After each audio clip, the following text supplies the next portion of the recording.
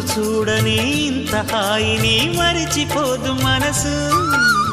ఒదిగి ఉండి నీ వాకిటిలో బదులు కోరి నే నిలుచున్నా.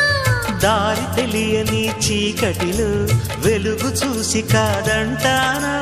ఊరించి ఇది ఏ మాసం?